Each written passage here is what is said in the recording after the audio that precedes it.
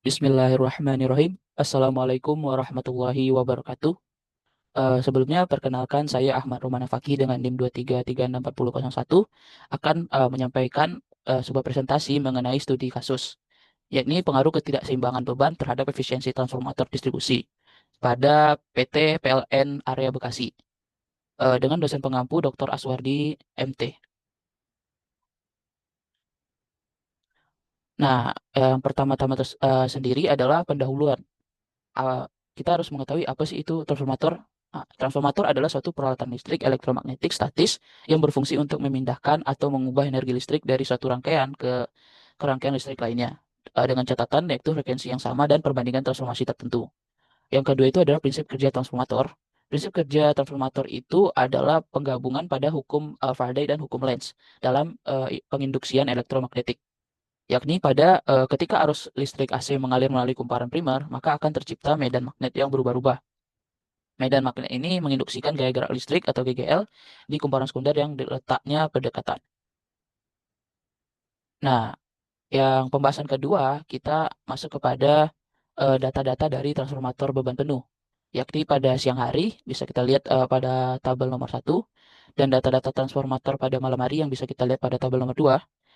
Nah, kita sekarang masuk ke dalam segmentasi pembahasan.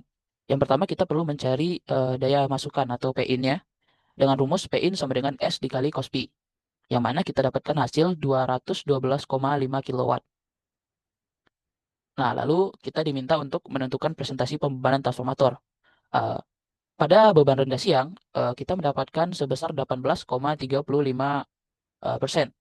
Dan pada beban rendah malam, kita bisa melihat bahwa nilainya sekitar 20,66%. Untuk penggunaan rumus dan langkah-langkah bisa dilihat pada slide ini. Nah, kita yang ketiga harus mencari rugi-rugi transformator. Rugi-rugi transformator pada siang hari itu didapatkan sekitar 0,673 kW dengan presentasinya 0,31, dan rugi-rugi transformator pada malam harinya sebesar 0,702 kW dalam presentasinya 0,33%. Nah, yang keempat kita perlu mencari ketidakseimbangan beban dengan rumus yang bisa dilihat pada slide ini, lalu didapatkan nilai sebesar 31%. Nah, yang kelima, kita perlu mencari rugi-rugi pada pengantar netral. Yang pertama-tama sekali kita harus mencari nilai resistansi netralnya dulu. Lalu didapatkan nilai sebesar 0,2509 ohm. Lalu kita mencari untuk rugi-rugi pada pengantar netralnya. Pada siang hari, rugi-ruginya itu sebesar 1,499 kW. Dalam presentasinya itu 1,68%. Pada rugi-rugi malam, kita mendapatkan nilai sebesar 8,310 kW. Pada presentasinya itu sebesar 3,9. Ini mungkin hampir 2 kali lipat ataupun 3 kali lipat dari siang. Nah, yang keenam kita mencari efisiensi dari transformator tersebut dengan rumus P out per P in. Lalu kita masukkan data-data yang sudah ada, didapatkan bahwa pada siang hari efisiensi trafo itu sekitar 97%. Sedangkan pada malam hari efisiensinya itu menurun sebesar 92%. Nah, pada tabel yang ketiga di bawah ini adalah hasil dari data-data atau analisis yang sudah kita cari. Nah, kesimpulannya adalah berdasarkan perhitungan dan hasil yang telah kita bahas tadi, bisa kita tarik kesimpulan bahwa transformator pada gardu induk area Bekasi Kota dikatakan tidak seimbang karena arusnya yang mengalir pada fasa yang berbeda. Nah, yang kedua itu ketidakseimbangan terjadi apabila arus yang mengalir pada fasa nilainya berbeda.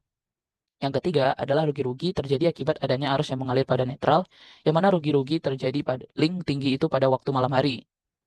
Nah, yang keempat atau yang terakhir itu adalah waktu beban puncak adalah waktu di mana pemakaian energi listrik yang meningkat dari waktu siang hari.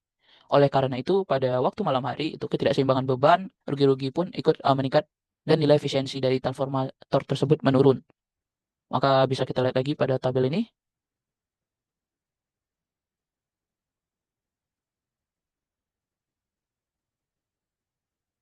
Nah, saya lihat lagi pada tabel ini bahwa efisiensi dari transformator itu menurun sekitar 5% pada malam hari. Baik, mungkin hanya sekian dari presentasi yang dapat saya sampaikan. Apabila ada kekurangan maupun kesalahan dalam pengucapan, saya ucapkan mohon maaf yang sebesar-besarnya. Saya akhiri dengan wabillahi taufik wal hidayah. Wassalamualaikum warahmatullahi wabarakatuh.